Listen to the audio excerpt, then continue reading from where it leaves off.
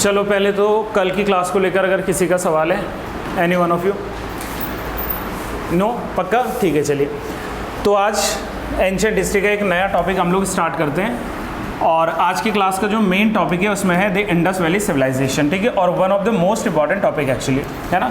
तो इसके लिए कुछ लोगों ने रिक्वेस्ट किया था कि सर इसका रिकॉर्डिंग कर देना ऑनलाइन, ठीक है, क्योंकि एक बहुत इंपॉर्टेंट टॉपिक है। जब भी आप उत्तराखंड के एग्ज़ाम्स देने जाओ या सेंटर के एग्ज़ाम्स देने जाओ तो Indus valley civilisation is one of the most important topic actually, right, क्योंकि यहाँ से लगातार जो है प्रश्न बनते हैं और हमसे जो है इन प्रश्नों के बारे में उसको जानना होता है, राइट। तो चलिए हेडिंग बना दीजिए, the Indus valley civilisation, the Indus valley civilisation, the Indus valley civilisation. Hindi में लिख लीजिए सिंधु घाटी की सभ्यता, सिंधु घाटी की सभ्यता, ठीक है, which is also called the Harappan civilisation. इसी का एक और नाम लिख लीजिए, द हड़प्पन सिविलाइजेशन और culture, the Harappan civilisation. Hindi में कहें तो हड़प्पा सभ्यता, also called the Ghaggar Hakra civilisation और कल्चर। तीन नाम इसके याद रखना आप लोग, दैट इज घग्गर, हाकरा सभ्यता या संस्कृति जो है, कल्चर जो है। अभी समझ रहे हैं क्यों ऐसा है, क्यों इसके ये नाम है, ठीक है। पहले बेसिक्स आज हम लोग स्टार्ट करेंगे इंडस वैली सिविलाइजेशन को लेकर, ठीक है। सभी लोग ध्यान से समझना। अच्छा, प्रीवियस कुछ क्लासेस में हम लोगों ने बात की थी जब मैं आपको हिस्ट्री के डिविजन्स करवा रहा था, ध्यान से सुनना फ्रेंड्स। तो इस समय मैंने आपसे कहा था कि हिस्ट्री जो है ये ब्रॉडली हम लोग तीन भागों में जानते हैं। एंशिएंट हिस्ट्री को जब हम लोग देखते हैं तो एक आता है प्री हिस्टोरिक पीरियड, जिसको प्री हिस्ट्री लिख दे रहा हूँ मैं, यानी कि प्राग ऐतिहासिक काल था। एक ऐसा काल जिस काल के न कोई लिखित साक्ष्य मिले हैं और ना ही इस काल की किसी भी प्रकार से लिपि की जानकारी हमें मिलती है, मतलब there were no written evidences of the period. तो उस पीरियड को हमने लिखा था prehistory, which is also called stone age, right. और इसमें हम लोगों ने palaeolithic age, mesolithic age and neolithic age, ये तीनों कंप्लीट पढ़ लिए थे। दूसरा पार्ट हम लोगों ने पढ़ा था, that is the pro history, pro historic age इसको कहते हैं हम लोग। प्रो हिस्टोरिक एज को हिंदी में लिखते हैं आद्य ऐतिहासिक काल, आद्य ऐतिहासिक काल, राइट। और थर्ड पार्ट हम लोगों ने देखा था, that is the historic period. अभी इसका रिलेशन क्या है आईबीसी में, उस पर आ रहा हूँ। हिस्टोरिक पीरियड मतलब ऐतिहासिक काल, ऐतिहासिक काल।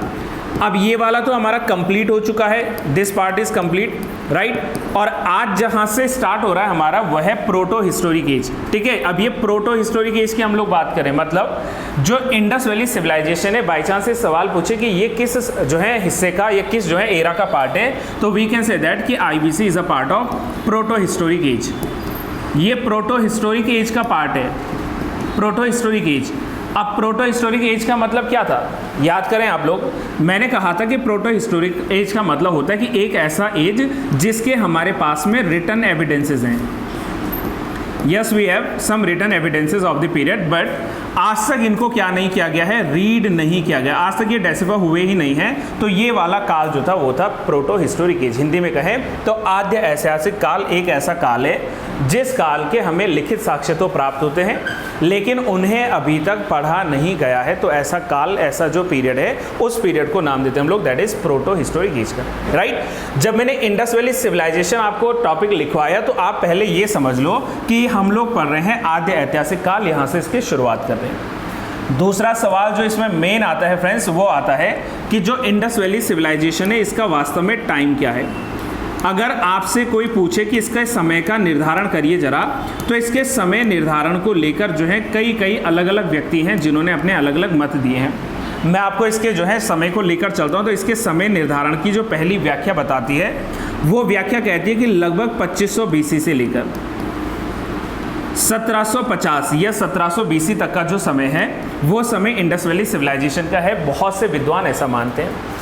लेकिन जब C14 टेक्नोलॉजी या कार्बन डेटिंग टेक्नोलॉजी से हम लोग इसके कालखंड की ओर जाते हैं तो तब हम लोग 2350 BC से लेकर वर्ष 1750 BC तक का ये समय पढ़ते हैं। तो इनडायरेक्टली डायरेक्टली कहूँ तो जो मैच्योर एज है जो परिपक्व हड़प्पा का काल है, वो परिपक्व हड़प्पा का काल कहाँ से स्टार्ट होगा, दैट इज 2350 से लेकर 1750 BC तक का समय। तो ये इंडस वैली सिविलाइजेशन का पहले आप लोग टाइम एज देख लीजिए। एक और सवाल सुनिए। अब हमने कहा था कि हमारा टॉपिक है the Indus valley civilisation. Indus river है, ठीक है, सबको बताना, सिंधु नदी को इंग्लिश में इंडस रिवर कहते हैं। तो सिंधु नदी के पास में जो क्षेत्र है वहाँ पर जो प्रारंभिक जो निवास किया गया था किसके द्वारा, दैट इज जो प्राचीन ये इंडस वैली सिविलाइजेशन के लोग थे। तो इसीलिए इसका नाम इंडस वैली सिविलाइजेशन पड़ा, क्योंकि इनका जो हैबिटाट था वो कहाँ था, इंडस रिवर और उसके आसपास के क्षेत्रों में था। ठीक है, यहीं से बाद में जब आर्यंस थियरी पढ़ेंगे हम लोग तो उसमें सप्त सिंधु प्रदेश आएगा। लेकिन इस सिविलाइजेशन को हमने हड़प्पा सिविलाइजेशन का नाम क्यों दिया, क्योंकि हड़प्पा ऐसा पहला स्थान था, Harappa was the first place of the Indus valley civilisation जो कि डिस्कवर हुआ था। और इसको डिस्कवरी कब मिली थी, 1921 में। सबको पता है ना कि जो हड़प्पा सभ्यता है इसको रावी नदी के तट पर पहली बार वर्ष 1921 में खोजा गया था। अब सवाल मेरा आप लोगों से है कि इसको खोजने का श्रेय किसको जाता है, राय बहादुर दयाराम साहनी जी को। तो Rai Bahadur Dayaram Sahni was the first person जिन्होंने इसको खोजा था under the chairmanship of sir John Marshall जो थे उस समय, क्योंकि आर्कियोलॉजिकल सर्वे ऑफ इंडिया के हेड कौन थे, सर जॉन मार्शल थे। तो उनकी अध्यक्षता में हम लोग कहेंगे कि जो राय बहादुर दयाराम साहनी जी थे उन्होंने पहली बार हड़प्पा की खोज की थी। तो जब भी कोई आपसे ये सवाल पूछेगा कि सिंधु घाटी की सभ्यता को हड़प्पा सभ्यता क्यों कहते हैं, तो हमारा जवाब इसमें बस इतना है कि वर्ष 1921 में पहली बार जो हड़प्पा था, इस हड़प्पा को रावी नदी के तट पर खोजा गया था, रावी नदी के तट पर खोजा गया था। और उसको खोजने वाले जो व्यक्ति हैं उनका टाइटल था राय बहादुर, मतलब उनकी उपाधि थी राय बहादुर और नाम था उनका दयाराम साहनी, दयाराम साहनी। पहले बिल्कुल बेसिक्स आप लोग सुन लीजिए, ये पहला प्लेस है इसीलिए इसको हम लोगों ने नाम दिया, दैट इज हड़प्पन कल्चर। दूसरी बात, जो घग्गर नदी और जो हाकरा नदी है इन दोनों के बीच का ये प्रदेश है, इसीलिए इसको घग्गर हाकरा प्रदेश के नाम से जाना गया। और एक और सवाल सुन लेना कि 1921 के ठीक एक वर्ष बाद 1922 में एक और बड़े प्लेस की खोज की गई थी जिसका नाम है मोहनजोदाड़ो। मोहनजोदड़ो पढ़ते हैं कई लोग, ठीक है, मोहनजोदाड़ो जो है, तो ये दूसरा जो था वो था मोहनजोदड़ो। और मोहनजोदड़ो की खोज वर्ष 1922 में, पहले बताओ किस नदी के तट पर थी, सिंधु नदी, जिसको इंग्लिश में लिखते हैं इंडस रिवर। तो इसकी जो खोज हुई थी वो थी सिंधु नदी के तट पर, और इसके खोजकर्ता का नाम राखलदास बनर्जी, ही वॉज राखलदास बनर्जी। पहले आप बेसिक्स सुनिए, आज हमारा जो है इंडस वैली सिविलाइजेशन की जो शुरुआत है वो बिल्कुल बेसिक्स के साथ में, क्योंकि ये उत्तराखंड स्टेट लेवल के एग्जाम्स में पूछते हैं, और चाहे आप एसएससी दो या कोई भी एग्जाम्स दे रहे हो तो वहाँ कुछ बेसिक्स भी पूछते हैं। हम लोग बाद में आते हैं कि कंसेप्ट क्या है, पहले फैक्चुअल चीज़ों को हम लोग समझ लेते हैं। तो ये एक जो है इंट्रोडक्शन है किसका, इंडस वैली सिविलाइजेशन का। दूसरी बड़ी बात कि इंडस वैली सिविलाइजेशन जो है इसमें दो तथ्य आपको याद रखना है। पहला क्या, कि इट इज़ ऑल्सो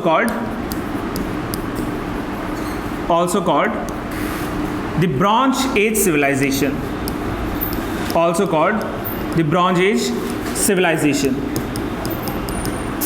हिंदी में भी सुनिए कि इसको जो है कौन सी कालीन संस्कृति कहते हैं, ठीक है, कांस्यकालीन, सॉरी, ठीक है, कांस्यकालीन संस्कृति के रूप में इसको जाना जाता है।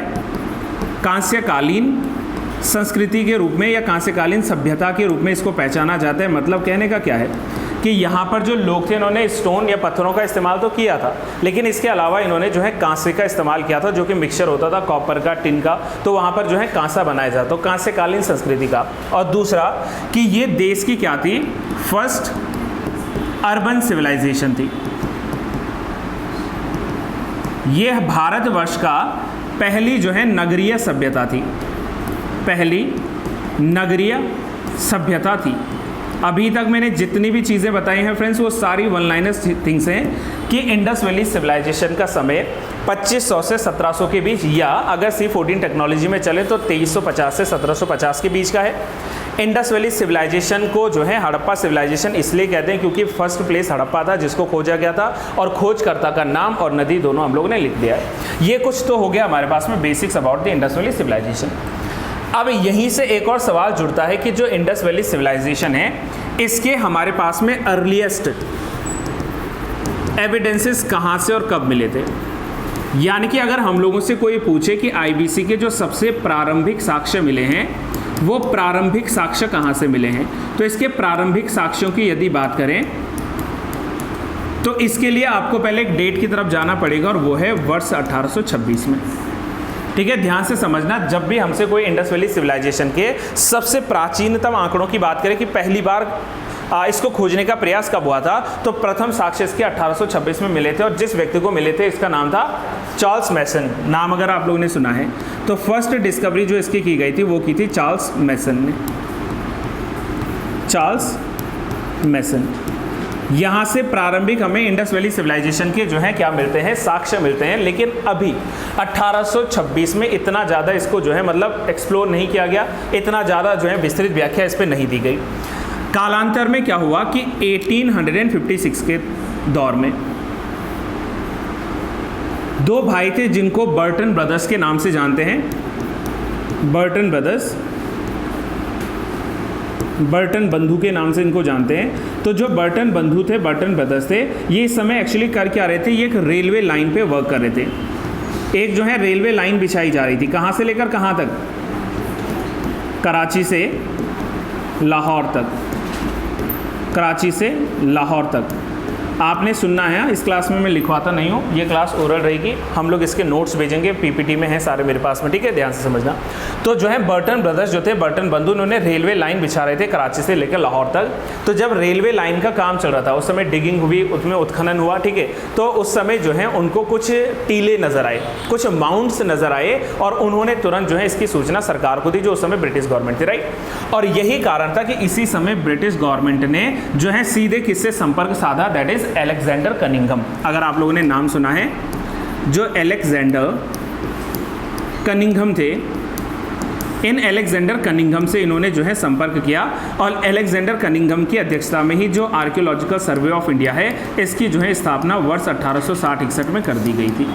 अलेक्जेंडर कनिंघम जो हैं, इनको जो है इन्होंने जिम्मेदारी सौंपी कि आप बताएंगे ये जो ओल्ड, या जो ये हमारे पास में पुराने टीले मिले हैं, माउंड मिले हैं, वास्तव में इसकी सच्चाई क्या है, राइट।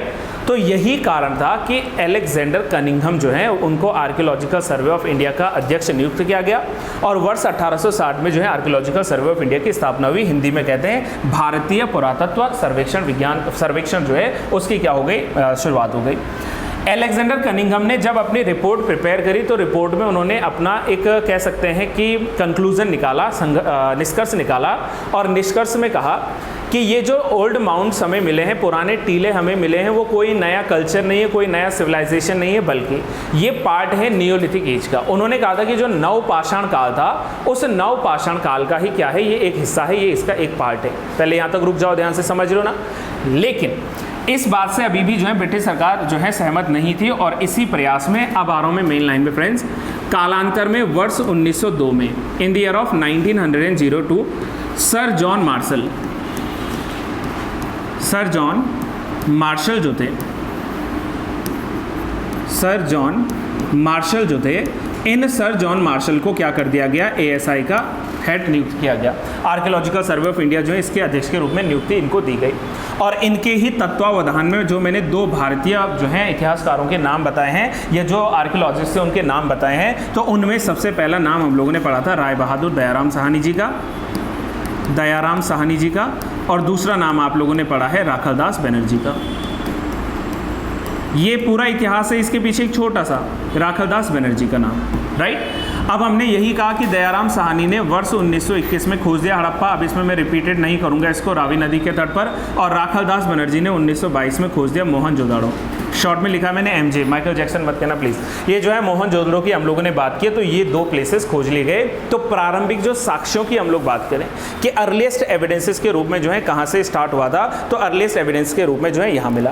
कल को अगर आपसे कोई एक सवाल पूछे कि सिंधु घाटी की सभ्यता को, ये सिंधु घाटी की सभ्यता का नाम किसने दिया था, मतलब ये जो सभ्यता मिली थी इसको सिंधु घाटी की सभ्यता का नाम किसने दिया, तो वो राखलदास सर जॉन मार्शल जो है, सर जॉन मार्शल के द्वारा इसको जो है ये नाम दिया गया था। तो ये बेसिक्स में पहले आप लोग समझ लीजिए, मुझे फिर से सुनना।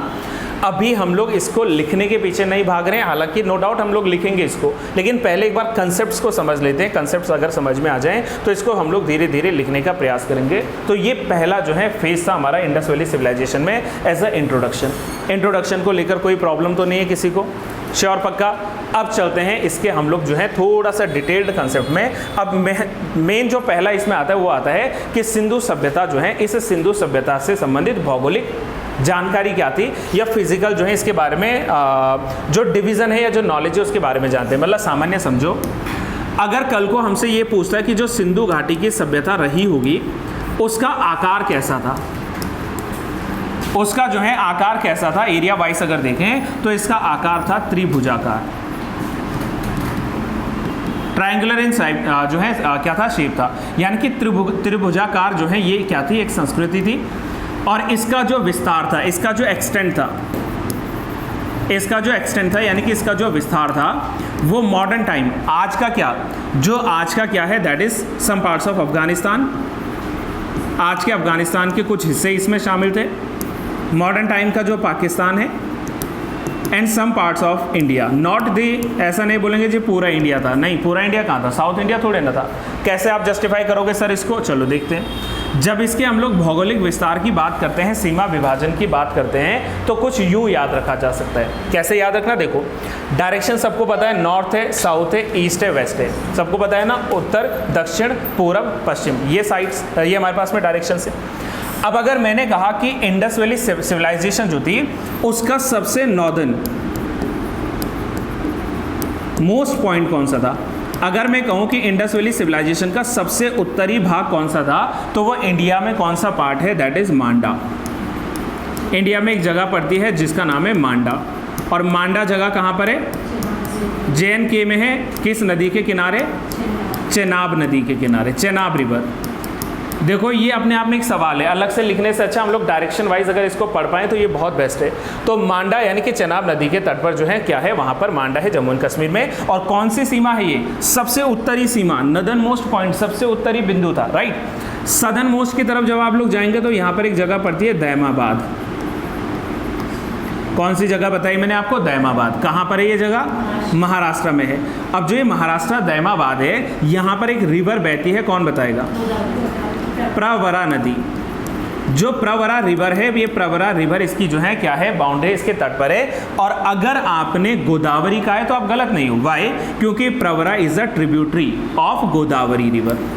ये जो है गोदावरी नदी की क्या है, सहायक नदी है। सो डायरेक्टली अगर हमसे सवाल बनेगा तो वो है प्रवरा नदी, और अगर इनडायरेक्टली क्वेश्चन बनता है तो गोदावरी की सहायक नदी है प्रवरा नदी। मतलब आप कनेक्ट करो प्लीज, इस इंडिया के मैप को देखो, या ये वर्ल्ड मैप इधर लगा हुआ है, ऑनलाइन नहीं देख पाओगे, ऑफलाइन वाले यहाँ लगा हुआ है। अब अगर मैं इंडिया की बात करूँ ना, देखो फ्रेंड्स, ये अफगानिस्तान है, ये पाकिस्तान, ये इंडिया, राइट। तो हम लोग कह रहे हैं कि इंडस वैली सिविलाइजेशन वाला ये वाला पार्ट, और सम पार्ट्स ऑफ इसमें जो है अफगानिस्तान के टच होंगे। और जब इसकी बाउंड्रीज की बात करें तो हमने कहा नॉर्दर्न मोस्ट, यहाँ चले जाओगे आप लोग, that is in Manda. Southern most की तरफ आएंगे तो महाराष्ट्र तक जो है इसका विस्तार था, महाराष्ट्र में दैमाबाद, प्रवरा नदी के तट पर।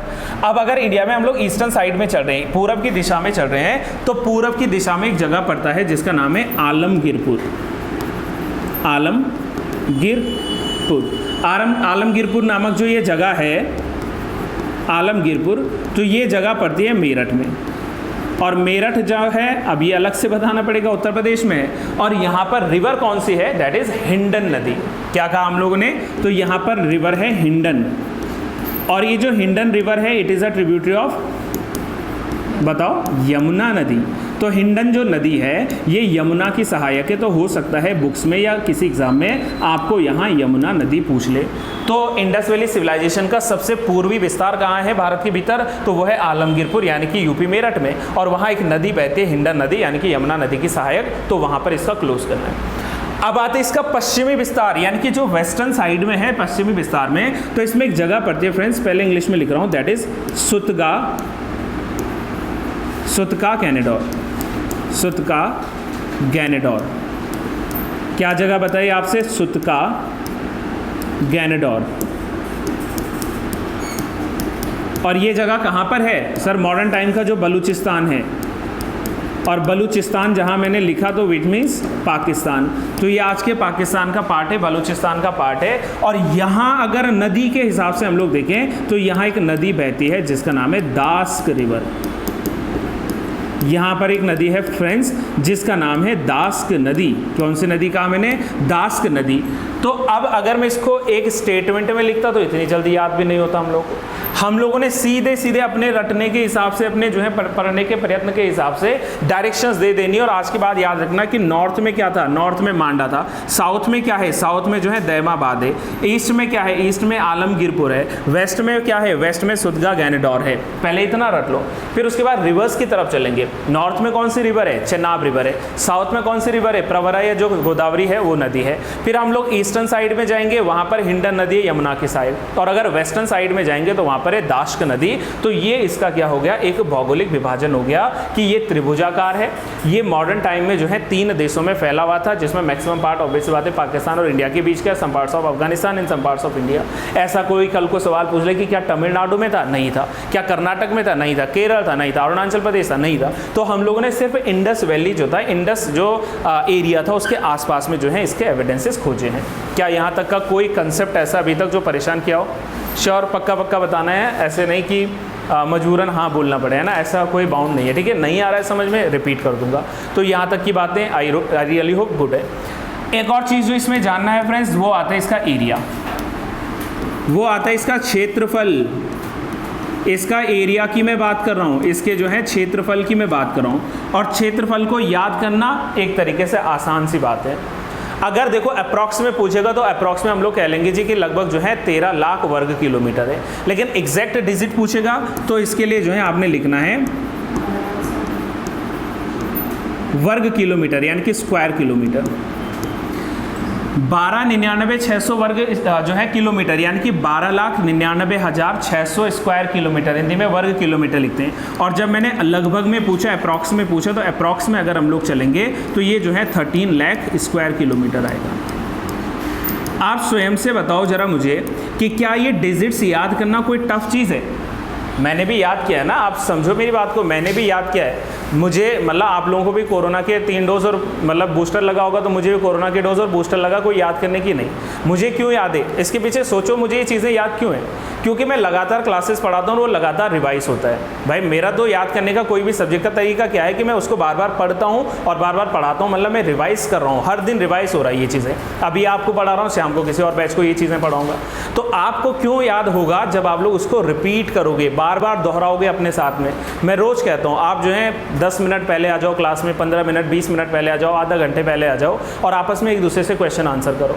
जब तक आप जो है आपस में डिस्कस नहीं करोगे तो अपने आप में चीज़ें याद करना टफ है। इस माइंड के भीतर और भी बहुत सारी चीज़ें हैं, राइट। तो याद करने का तरीका जो मैं बता रहा हूँ, पहली चीज़, सिर्फ शारीरिक रूप से क्लास में उपस्थित मत होइए। मैं सभी से कह रहा हूँ कि आप बैठे हो, घड़ी पे टाइम देखना है, जी सर ने 12:30 पौने 1 बजे तक पढ़ाना है तो बैठे रहेंगे बढ़िया ढंग से। घर में बोल दिया जी 1 बजे घर पहुँच जाएंगे और दिमाग में ये चल रहा है कि घर जाके क्या खाना खाऊंगी या क्या खाना बनाऊंगी, तो वो सब यहाँ छोड़ दो। जैसे आप इंस्टीट्यूट में एंटर करते हो, बाहरी दुनिया खत्म, क्या चल रहा है नहीं पता है ना, डायनासोरस फिर से आ गए हैं, नहीं आए हैं, हमें कोई मतलब नहीं। हमारा मतलब है क्लास, बोर्ड और फोकस। मैं अगेन कर रहा हूँ, ये बेस्ट मेडिसिन है याद करने का, और मुझे भी ऐसे याद हुआ। मैं आपके साथ कई लोगों के साथ शेयर किया हूँ कि जो मैंने हिस्ट्री पढ़ी है, मैंने जो इकोनॉमिक्स पढ़ी है, वो मैंने एक अपने फ्रेंड सर्कल के साथ पढ़ा है। हमारा 8-10 लोगों का सर्कल था, बड़ा सर्कल था, तो 8-10 लोगों का सर्कल था। और ऐसे सर्कल को चूज़ करो जो पढ़ने में अच्छा खासा हो। ऐसा नहीं कह रहा कि क्लास में कोई बुरा है कोई अच्छा है, भाई सबके अपने अपने जो हैं क्या होते हैं, एक तरीके से पढ़ाई का जो है लेवल होता है। आप ऐसे लोगों को पिक करो भाई जिनके साथ आप तैयारी कर सकते हो। और मैं जेन्युइनली कह रहा हूँ, मेरा पहले से अगर हिस्ट्री थोड़ा थाड़ा ठीक था, मैं ये नहीं कह रहा हूँ मैं एक्सपर्ट हूँ भाई, हिस्टोरियन नहीं हूँ, लेकिन अगर हिस्ट्री थोड़ा बहुत ठीक था तो मैं अपने फ्रेंड्स को पढ़ाता था। उनका इकोनॉमिक्स अच्छा है, वो मुझे पढ़ाते थे। किसी का ज्योग्राफी अच्छा है, वो ज्योग्राफी पढ़ाता, उत्तराखंड है उत्तराखंड पढ़ाता था। तो ये आपस में एक ऐसा सर्कल बना ही दो ना जो आपस में डिस्कस करे। तो मैं रोज़ कहता हूँ अब हमेशा क्लास शुरू होने से पहले आप 15, 20, 25 मिनट पहले आया करो। और आपका सिस्टम कहता है कि क्लास शुरू हो गई है, 10 मिनट लेक्चर छूट चुका है, अब जाएंगे हम बढ़िया ढंग से आराम से। तो उसमें नुकसान किसका है? मेरा है नहीं ना। तो मेरा कोई अलग से नुकसान है नहीं, वो आप लोगों का नुकसान है। क्योंकि आप लोग क्या कीजिए, समय को वैल्यू दीजिए। मैं ये चीज़ें इसलिए दोहरा रहा हूँ क्योंकि ये डिजिट इतना बड़ा नहीं कि आप सोच रहे हो कि 12,99,600 स्क्वायर किलोमीटर कैसे याद रखूँ। बिल्कुल सिंपल है। पहले भी कहा था, छुप छुप के घर में लड़के हों लड़कियाँ हों, महिला मित्र या जो है पुरुष मित्र का नंबर याद रख लेते हैं जो कि 10 डिजिट का होता है। ये तो 10 डिजिट भी पूरे नहीं है, तो वो क्यों याद है हमें नंबर, वो मोबाइल नंबर मुझे क्यों याद है जी, मम्मी से छुपा के नंबर याद किया हुआ मैंने, क्यों याद किया है, क्योंकि वहाँ सच्चे दिल से वो चाहा है कि नहीं जी उस पर्टिकुलर पर्सन से बात करनी है तो मुझे नंबर याद करना पड़ेगा। तो यहाँ अगर आपने एग्जाम क्लियर करना है तो आपको ये डिजिट्स रटने पड़ेंगे, मैं आपसे हर दिन इस बात को दोहरा रहा हूँ, ठीक है। खैर चलिए वापस आते हैं अपने टॉपिक की तरफ। तो हमने कहा अगर एरिया वाइज देखें तो 12,99,600 स्क्वायर किलोमीटर, या लगभग में अगर आप लोग चलते हो तो लगभग जो है ये कितना है 13 लाख वर्ग किलोमीटर तक है, त्रिभुजाकार है, यहाँ तक का ये हो गया कंप्लीट। बस अब लास्ट 2 चीज़ें इसमें रह गई हैं, वो क्या रह गया है, north to south extent, Hindi में कहें तो उत्तर से दक्षिण विस्तार, उत्तर से दक्षिण का विस्तार, और यहीं पर एक और ऐड कर लेते हैं line, that is east to west, east to west extent, यानी कि पूरब से पश्चिम का विस्तार, पूरब से पश्चिम का विस्तार, ठीक है, पश्चिम विस्तार। याद करिए जरा मॉर्निंग का सेशन आज आप लोग कल पढ़ा था शायद, जैसे हमने वहाँ नहीं पढ़ा कि इंडिया जो है उत्तर से लेकर दक्षिण तक, मतलब इंदिरा कोल से लेकर इंदिरा पॉइंट तक कितना है, या जो है पूरब से लेकर पश्चिम तक, यानी कि किबिथु, पूरब में किबिथु है अरुणाचल प्रदेश, तो किबिथु से लेकर पश्चिम में गौहर माता जो है वहाँ तक की डिस्टेंस कितनी है, यही हम लोगों ने पढ़ा। तो भाई जब हम लोग इस मैप की तरफ जा रहे हैं और मैं आपसे कह रहा हूँ कि इंडस वैली सिविलाइजेशन का यानी कि नॉर्थ मांडा से लेकर और दहमाबाद तक का जो विस्तार है, यानी कि नॉर्थ से साउथ का कितना विस्तार है, तो डैश करके लिखना आपने लगभग 1100 किलोमीटर, ठीक है। तो ये लगभग कितना है 1100 किलोमीटर्स, और जब हम लोग पूरब से पश्चिम की दिशा में जाएंगे तो लगभग 1600 किलोमीटर्स। तो ये 2 चीज़ें भी आप लोग जो है याद कर लीजिए, और ये इसका भौगोलिक विभाजन, भौगोलिक वितरण की जो मैंने बात की है, ये इसमें भौगोलिक वितरण होता है कंप्लीट, कोई परेशानी तो नहीं है। तो आप इसको चाहो तो इसी वाले में याद रख सकते हैं। देखो ये नॉर्थ ये साउथ है तो इसके बीच में 1100 लिख लेंगे, ये जो है पूरब है ये पश्चिम है तो इसके बीच में 1600 लिख लेंगे। तो ये इसके डिवीज़न के हिसाब से आप लोग याद कर पाओगे। कोई ऐसा कॉम्प्लिकेटेड अभी तक का टॉपिक है जो नहीं समझ में आया, हमने इसके प्रारंभिक नामों की मिस्ट्री को जाना, फिर उसमें जाना कि पहला जो है इसका भौगोलिक वितरण क्या है, क्या भौगोलिक वितरण वाला कंप्लीट है। चलो अब जो है इसमें एक और चीज़ समझना, ठीक है, थोड़ा सा इंपॉर्टेंट भी है एक्चुअली। जिस समय भारत में इंडस वैली सिविलाइजेशन जो थी, इस समय कहते हैं हम लोग कि स्टार्ट हुई थी या राइज हुई थी, तो उसी समय पैरेलल वर्ल्ड में अगर हम लोग चले या कंटेम्प्रेरी वर्ल्ड में चले तो कुछ और सिविलाइजेशंस भी थी, कुछ और सभ्यताएं भी थी। तो बस हमने एक छोटी सा हेडिंग लिखनी है कि सिंधु घाटी सभ्यता, ये सब हेडिंग है कि समकालीन सभ्यताएं, 1-2 लिखनी है बस, सभ्यताएं, that is the contemporary civilisations of Indus valley civilisation. And सबसे पहले इसमें आता है दैट इज मेसोपोटामियन सिविलाइजेशन। तो सबसे पहले है इसमें मेसोपोटामियन, मेसोपोटामिया का नाम सुना है आप लोगों ने, तो मेसोपोटामियन जो है सिविलाइजेशन थी। चलो अगर आपने मेसोपोटामिया का नाम सुना है तो जल्दी से बताओ फ्रेंड्स कि मेसोपोटामिया मतलब आज का कौन सा एरिया, इराक वाला एरिया, बिल्कुल ठीक है, इराक, जॉर्डन, ठीक है, इजराइल, नहीं इजराइल, इराक हो गया, जॉर्डन हो गया, ईरान का थोड़ा सा उसमें पार्ट आ गया, देखिए मैप में देख लीजिए ये वाला पार्ट जो है, तो ये है आपका इराक, सीरिया, ठीक है, जॉर्डन ये नीचे है यहीं पर, ठीक है, और जो है ये ईरान वाला, तो मैक्सिमम पार्ट जो है इराक वाला इसमें था। तो मेसोपोटामियन सिविलाइजेशन जिस समय भारत देश में इंडस वैली थी उसी समय जो है वहाँ मेसोपोटामियन थी, और मेसोपोटामियन का जो टाइम पीरियड लगभग में माना गया है वो है लगभग 4000 BC से ये स्टार्ट हुआ था और लगभग 600 BC तक चला था। इंडस वैली सिविलाइजेशन के डिक्लाइन के भी काफ़ी बाद तक जो है ये क्या रहा था, ये सिविलाइजेशन रहा था 4000 BC से लेकर लगभग 600 BC तक का समय। दूसरा आता है हमारे पास में चाइनीज सिविलाइजेशन, दूसरा है चाइनीज सिविलाइजेशन यानी कि चीनी सभ्यता। अब चीनी सभ्यता का मतलब वो चाय वाली चीनी मत कहना, चाइनीज़ की हम लोग बात करें, ठीक है। चाइना में जो हांग डायनेस्टी थी या जो है चाइनीज सभ्यता थी, ये लगभग 1600 BC से जो है स्टार्ट होता है, अराउंड 1600 BC ये इसका स्टार्टिंग पॉइंट है कि भाई यहाँ से जो है प्रारंभ होता है, लगभग जो है 1600 BC से ये जो है स्टार्ट होती है यहाँ पर डायनेस्टी। फिर इसके अलावा आते हैं इजिप्ट, इजिप्टियन जो सिविलाइजेशन था, इजिप्ट समझते ना, मिस्र, इजिप्ट जो सिविलाइजेशन थी इजिप्ट सिविलाइजेशन जो थी, यानी कि मिस्र की सभ्यता जो थी, और ये कोई आपने अलग से पढ़ने नहीं है, इजिप्टियन सिविलाइजेशन एंड ऑल, बस इसमें ये याद रखना कि 3400 BC से लेकर लगभग जो है 1000 BC तक का ये समय था। 3400 BC से लेकर लगभग 1000 BC का जो टाइम ड्यूरेशन था वो था।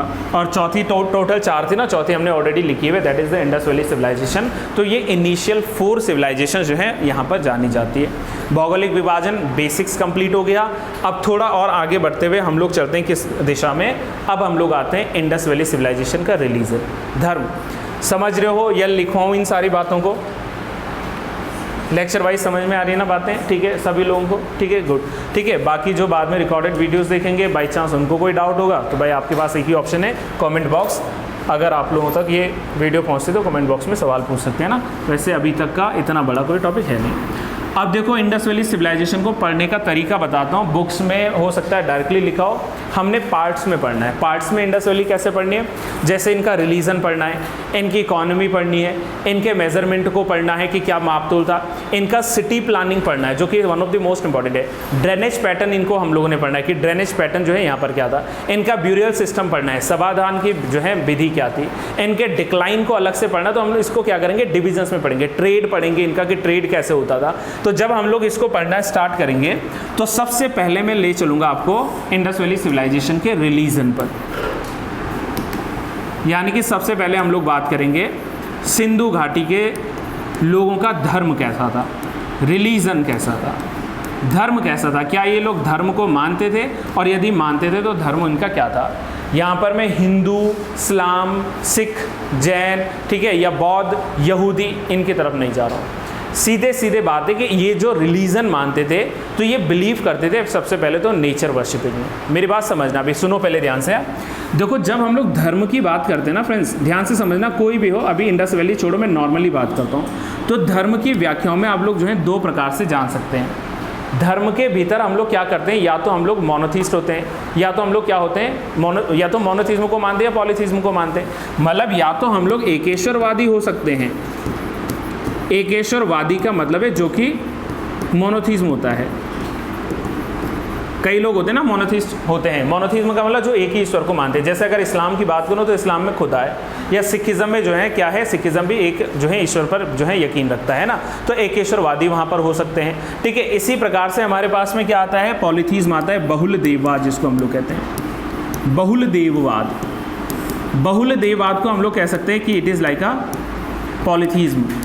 पॉलीथीज्म कहना, प्लीज़ पॉलीगैमी मत कहना वरना मीनिंग बदल जाएगा उसका। ठीक है, पॉलीथीज्म है ये, बहुल देववाद है।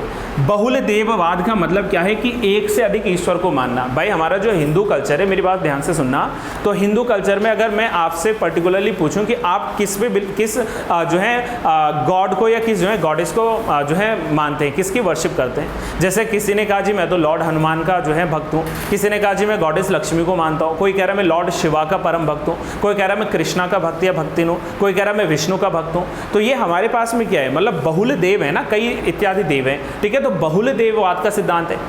ऐसा ही अगर बाई चांस कल को पूछे कि इंडस वैली सिविलाइजेशन जो था वहां के लोगों का धर्म कैसा था, एकेश्वरवाद में मानते थे या बहुलवाद में, तो हम पहले जाएंगे बहुलवाद की तरफ। बहुलवाद की तरफ क्यों जाएंगे, इसके पीछे लॉजिक सुनना, ध्यान से सुनना, कि जो बहुल देववाद का हमें एविडेंसेस मिलते हैं इंडस वैली सिविलाइजेशन में। अच्छा पहले याद रखना ये आईबीसी में नहीं था, हाँ, इंडस वैली सिविलाइजेशन में बहुल देववाद की अगर मैं बात करूं तो इसके पीछे कारण समझो। सबसे पहला तो भाई ये लोग पूजते थे मदर गॉडेस को। सबसे पहले याद रखना कि ये जो वर्शिपिंग करते थे वो मदर गॉडेस की करते थे, मतलब ये मातृदेवियों को पूजते थे, मातृदेवियों की ये पूजा करते थे। सर आप इतने श्योर होके कैसे बोल सकते हैं? इसलिए कह सकते हैं कि इंडस वैली सिविलाइजेशन की लगभग हर एक साइट से, हर एक जो स्थल मिला है, हर एक जो वहाँ से स्थान मिला है हमें, तो उस स्थल से क्या मिलता है हमें, मातृदेवी की मूर्ति मिलती है। मतलब मातृदेवी की मूर्ति के साक्ष्य मिलते हैं, चाहे वो टेराकोटा की बनी हो, चाहे वो मेटल की बनी हो, लेकिन वहाँ से हमें मूर्तियाँ मिलती हैं। एक ऐसा मतलब सील, एक ऐसा मुहर मिला है जिसमें मातृदेवी की जो योनि है, ओवरी जो है, उससे प्लांट को उगते हुए दिखाया गया है। मतलब उर्वरा की देवी के रूप में उनको दर्शाया गया है। स्तनपान कराती हुई महिलाओं को, मतलब मिल्क फीड करवा रही है अपने जो है बच्चे को, तो ऐसे हमें एविडेंसेस मिलते हैं। तो मातृदेवी को पूजनीय माना गया है कहाँ पर? इंडस वैली सिविलाइजेशन में। पहली चीज तो मातृदेवी के साक्ष्य में मिले हैं, पहला तो कंसेप्ट ये कहता है। दूसरा सुनो, दूसरा हमें यहाँ पर जो मेल डाइटी होते हैं, यानी कि जो पुरुष देव होते हैं, इन पुरुष देव की भी जो है हमें एविडेंसेस मिलते हैं। और पुरुष देव के एविडेंस के रूप में अगर मैं मेन बात करूं फ्रेंड्स, तो वह है पशुपति। पशुपति सील जो मिला है, पशुपतिनाथ सील जो मिली है, तो पशुपति मुहर इसका उदाहरण है। पशुपति मुहर, पशुपति मुहर को एज अ हम लोग कह सकते हैं कि भाई एज अ कह सकते हैं हम लोग कि किसका जो है अवतरण माना गया है, तो वो माना गया है लॉर्ड शिवा का। जो पशुपति की मुहर मिली है ना, इसमें जो भगवान शिव हैं, इस भगवान शिव के जो है स्वरूप को दर्शाया गया है कि भगवान शिव जो है भगवान शिव के स्वरूप हैं। और पहला सवाल हमारा ये है कि ये जो पशुपति की मुहर मिलती है, ये मिली कहाँ से है? तो ये मिलती है मोहनजोदड़ो से। पशुपति की जो सील मिली है वो मोहनजोदड़ो से मिली है। आज के टाइम में मोहनजोदड़ो कहाँ पर अवस्थित है? That is in Pakistan, not in India. ठीक है, अब पशुपतिनाथ की जो मुहर है उसमें क्या विशेषताएं हैं सुनो। पहले इस मुहर में पहले तो भाई वो क्या है, उनके कितने हेड हैं? 3, मतलब 3 हेडेड जो है एक गॉड को बनाया गया है। एक अभी मैं एक इमेज बताता हूँ आपको। तो 3 हेडेड गॉड बनाए गए हैं। और इस 3 हेडेड गॉड की विशेषता क्या है? 3 सर वाले जो भगवान हैं, उसके लेफ्ट हैंड साइड में, यानी कि उनकी जो है बाईं तरफ कुछ एनिमल्स का सिंबल है। उनके राइट साइड में, यानी कि दाहिनी तरफ जो है, दाईं तरफ इसमें जो है कुछ एनिमल्स के सिंबल हैं। और इनके बॉटम में, बॉटम होता है पैर, तो इनकी पैरों की तरफ कुछ एनिमल्स के सिंबल्स हैं। अब ये हमसे सवाल पूछा गया है गाइस, कई दफ़े पूछा गया है। तो सबसे पहले मुझे बताओ, जो पशुपति की सील मिलती है, अब मेरे पास में भी इस पे मैंने इमेज नहीं लगा रखा है, तो आप लोग जो है आराम से चेक कर लेना घर जाकर कि जब इस सील को ओपन करोगे तो वहाँ पर देखना कि इसके जो है लेफ्ट हैंड साइड में कौन से। तो लेफ्ट हैंड साइड में नहीं, गेंडा और भैंसा, यानी कि राइनो एंड मेल बफेलो जो है, ठीक है, बाइसन जिसको हम लोग कह सकते हैं। ठीक है, तो लेफ्ट हैंड साइड में लिखना है आपने, दैट इज गेंडा यानी कि राइनो, और जो है भैंसा जो है मेल बफेलो। ठीक है, भैंसा जो है, इन दो के हमें क्या मिलते हैं? सिंबल मिलते हैं। लेफ्ट हैंड साइड में अब बोलो, टाइगर एंड एलिफेंट, यानी कि बाघ और हाथी। और बॉटम में हिरन, यानी कि एंटीलोप। 2 जो हैं हिरन हैं, 2 जो हैं एंटीलोप्स हैं। और ये विशेषता है। मुझे सुनना, पशुपति के डिस्क्रिप्शन को रटना है। पशुपति की मुहर कहाँ से मिली है? मोहनजोदड़ो से। पशुपति क्या है? एक जो है पुरुष देव का क्या है? एक सिंबल है, एक जो है उनका रिप्रेजेंटेशन है। और उसमें जो है 3 सर वाले भगवान दिखाए गए हैं, जिनके दाहिनी तरफ, दायां कह रहा हूँ मैं इस बार, यानी कि राइट हैंड साइड का मैंने, राइट हैंड साइड टाइगर और एलिफेंट की जो है इमेजेस हैं। लेफ्ट हैंड साइड में राइनो और जो बाइसन है उसकी जो है इमेजेस हैं। और बॉटम पैरों की तरफ में क्या है? वहाँ पर हिरनों की या 2 हिरन है। उसमें से उसका आधा भाग जो है ना, जब आप लोग सर्च करोगे ऑनलाइन, तो उसका आधा भाग जो है मिसिंग है, आधा भाग टूटा हुआ है। बाकी पशुपति शील, जो पशुपति मुहर मिली है, वो कहाँ से मिली है? That is from the Mohenjodaro. और इसमें किसी चीज़ के बारे में बताया गया है कि इंडस वैली सिविलाइजेशन के जो लोग थे वो मेल डाइटी फीमेल डाइटी दोनों को पूजनीय मानते थे। कोई परेशानी नहीं, आगे बढ़ते हैं। तो ये तो हमने अभी सिर्फ एक देखा ना कि बहुल देववाद में मदर गॉडेस को भी मानते हैं और जो पुरुष देव हैं इनको भी मानते हैं, जिसका उदाहरण था दैट इज पशुपति सी।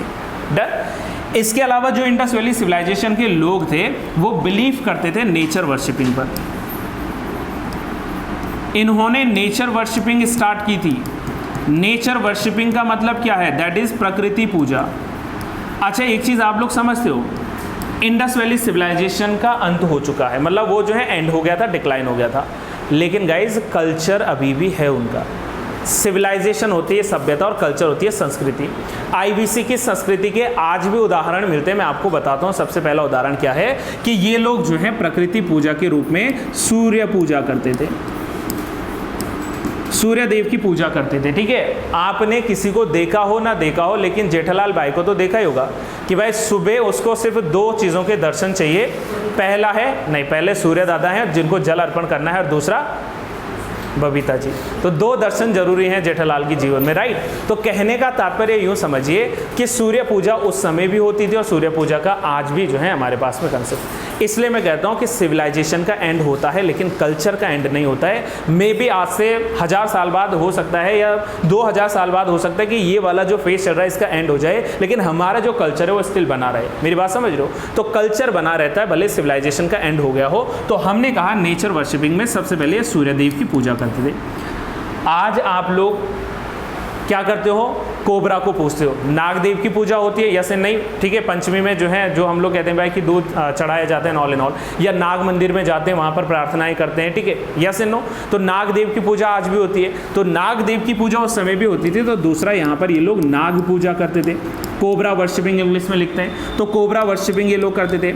आज हम लोग जो हैं होली जो रिवर गंगा है, ये जो हरिद्वार ऋषिकेश में जाते हो आप लोग, तो गंगा को नमन करते हो, गंगा की पूजा करते हो, जल को पूजते हो। घरों में भी पूजा होती है तो जल अर्पण करते हो, जल की पूजा करते हो, राइट। देखोगे पंडित जी घर में आते हुए। तो उस समय भी तो नदी पूजा होती थी, आज भी हम लोग नदी पूजा करते हैं। ये सब नेचर वर्शिपिंग के मैं उदाहरण दे रहा हूँ। उस समय ये लोग जो है जानवर की पूजा करते थे। आज भी हम लोग एनिमल वर्शिपिंग करते हैं, जानवर को पूजते हैं। भाई काऊ जो है, गाय जो है, हम लोग उसको जो है माता का दर्जा देते हैं, लेकिन एक तो एनिमल है ना, यस एंड नो? कि भाई एक क्या है? एनिमल है, हम उनको वर्शिप करते हैं। उस समय के जो है लोग जो सबसे ज़्यादा पूछते थे वो था हम्ड बुल, कुबड़दार बैल। वैसे तो हर बैल पर कुबड़ होता ही है, लेकिन हम्ड बुल यानी कि कुबड़दार बैल को ये लोग पूछते थे। ठीक है, इसके अलावा देखो एनिमल वर्शिपिंग में उस समय ये लोग मगरमच्छ की भी पूजा करते थे, क्रोकोडाइल वर्शिपिंग करते थे। उस समय इतना ज्ञान नहीं था ना कि क्रोकोडाइल क्या चीज़ है, भाई वो जानवर है क्या नहीं है, रेप्टाइल्स में आएगा या मैमल्स में आएगा, उनको नहीं पता कुछ भी। उनको कोई व्यक्ति गया होगा नियर अ वाटर बॉडी, अचानक से वहाँ से क्रोकोडाइल निकला होगा, वो चौंक गया कि अरे ये क्या निकला, उसने नमन किया कि ये तो देवता निकल आए। समझ रहे हो? ये उस समय ऐसा हो सकता है, इसके पीछे लॉजिक। तो उस समय वो क्रोकोडाइल वर्शिप कर रहे हैं। हम आज भी जो है जानवरों की पूजा करते हैं। कुछ गड़बड़ हो रहा है? नहीं। तो उस समय भी जो है एनिमल वर्शिपिंग होती थी, आज भी एनिमल वर्शिपिंग होती है। सुनो ध्यान से। इसके अलावा ये लोग पूछते थे वृक्ष पूजा होती थी। अब आप मुझे बताओ कि आज हम लोग वृक्ष नहीं पूछते हैं। आज भी लोग जो है किसको? पीपल के वृक्ष को पूछते हैं, या बानियान ट्री को भी, आई थिंक बरगद के पेड़ को भी काफ़ी लोग जो है पूछते हैं। तो आज भी जो है मैंगो, आम की पत्तियां मंगाते हैं जब कभी घर में पूजा पाठ होता है। मंगाते हैं कि नहीं पंडित जी? केले के जो है पेड़ को, भाई शादी अगर करवा रहे तो मंडप में केले का वृक्ष भी लगाया जाता है। याद समझ रहे हो ना ये चीज़ें? तो कहने का तात्पर्य समझिए कि गाइस जो उस समय वर्शिपिंग था ना, वो आज भी स्टिल हो रहा है। इसीलिए जो है मैंने कहा सभ्यता गई है न बल्कि उसकी संस्कृति, और हम लोग इसका क्या पढ़ रहे हैं? धर्म पढ़ रहे हैं। तो धर्म के भीतर अब वृक्ष में 2 वृक्ष लिख रहा हूँ मैं। एक तो पीपल का वृक्ष ये लोग पूछते थे, और दूसरा अकाशिया नाम का एक वृक्ष था, उसको ये पूछते थे, एकेशिया लिखते हैं इंग्लिश में ना।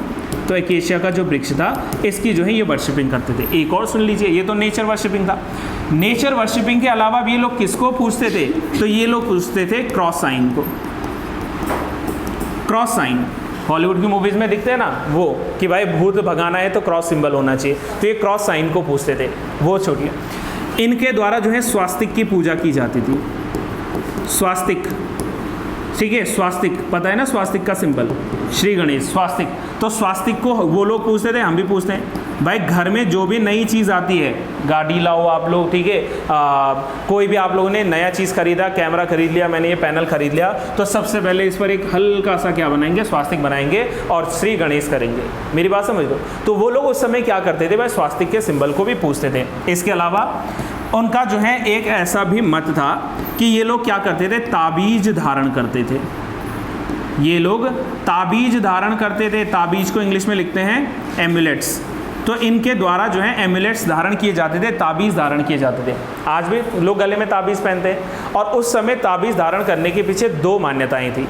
एक तो मान्यता, जैसे मैंने कहा कि भाई बुरी आत्माओं से दूर रहेंगे, भूत पिशाच प्रेत जो है वो हमारे आसपास नहीं भटकेंगे।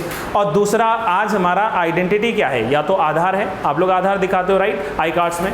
उस समय एज आ आइडेंटिटी भी थी कि कौन व्यक्ति इंडस वैली का है या कौन नहीं है, तो वो अपने गले में ताबीज़ धारण रखते थे। तो ताबीज़ उस समय एज आ आई कार्ड भी चलता था, पहचान पत्र के रूप में जो है उस समय के लोग जो है किसको धारण करते थे? ताबीज़ों को धारण करते थे। तो ये मैंने कहा।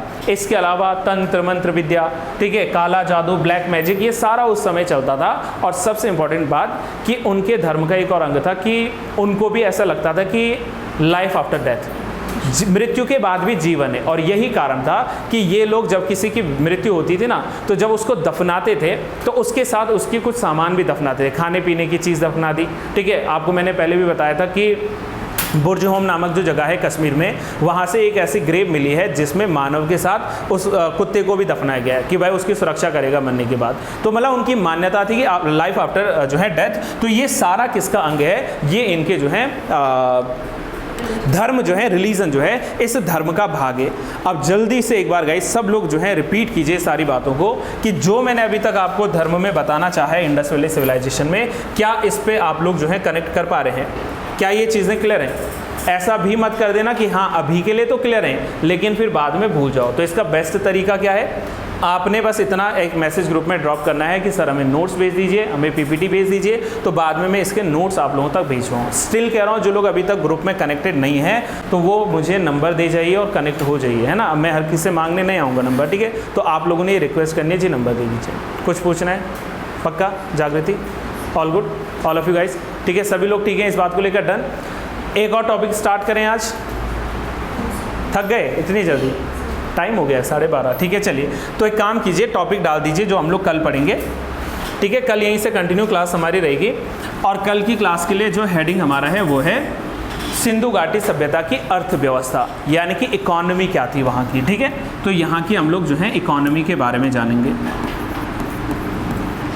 सिंधु घाटी सभ्यता की जो अर्थव्यवस्था है, और अर्थव्यवस्था आप सिंधु घाटी की पढ़ो, अर्थव्यवस्था आज आप इस 21st सेंचुरी के इंडिया की पढ़ो, यूएसए की पढ़ो, हमेशा अर्थव्यवस्था के कुछ पिलर्स होते हैं, जैसे एग्रीकल्चर, जैसे एनिमल हस्बेंड्री मतलब पशुपालन, जैसे ट्रेड होता है, एंड क्राफ्ट जो होता है, क्राफ्ट यानी कि शिल्पकारिता जो होती है। तो हमने आईबीसी में भी ये 4 पॉइंट्स पढ़ने हैं। सबसे पहले जो है इनका, अगर हमसे पूछेंगे मेन ऑक्यूपेशन क्या रहा होगा, तो उस समय जो है कृषि कार्यों को काफ़ी तवज्जो दी जाती है। 9 प्रकार की फसलें मिली हैं, क्या थी कल पढ़ेंगे। तो कृषि पढ़ना है, पशुपालन पढ़ना है इनका, उसके अलावा जो है वाणिज्य, सबसे इंपॉर्टेंट है वाणिज्य की लैपिस लाजुली कहाँ से मंगाया था, ठीक है, या टिन कहाँ से मंगाते थे, ठीक है, कॉपर कहाँ से मंगाते थे, गोल्ड कहाँ से मंगाते थे। और लास्ट में थोड़ा बहुत शिल्पकारिता का काम होता था, यानी कि कारपेंटर उसमें होगा, ठीक है, या फिर जो है उसमें बोट मेकर होगा, उसमें जो है गोल्ड स्मिथ होगा, कॉपर स्मिथ होगा, ब्रॉन्ज स्मिथ होगा। तो ये सारी चीज़ें जो है to be continue for the tomorrow. आज के सेशन में बस ये सारी चीज़ें थी, and I really hope friends कि ये चीज़ें आप लोगों ने समझी है। ठीक है, स्टिल कोई सवाल है then feel free to ask anyone. पक्का ना? ठीक है, चलिए तो बाकी की जो है क्लास हम लोग कल करेंगे। और जो ऑनलाइन देख रहे हैं गाइस, आई होप कि हम लोग सारी वीडियो जो है सारी क्लासेस रिकॉर्ड कर पाएँ, क्योंकि समटाइम्स इतना समय नहीं होता कि हम लोग रिकॉर्डिंग कर सकें। तो दैट इज़ वाई मैं आपसे हमेशा कहता हूँ कि जो लोग एब्सेंट है पहले तो वो एब्सेंट मत रहिए, और जो लोग जो है बाद में रिकॉर्डिंग क्लासेस देख रहे हैं वो ऑनलाइन क्लास के थ्रू भी जुड़ सकते हैं ना। तो this is all for now, बाकी की बातें कल। ठीक है।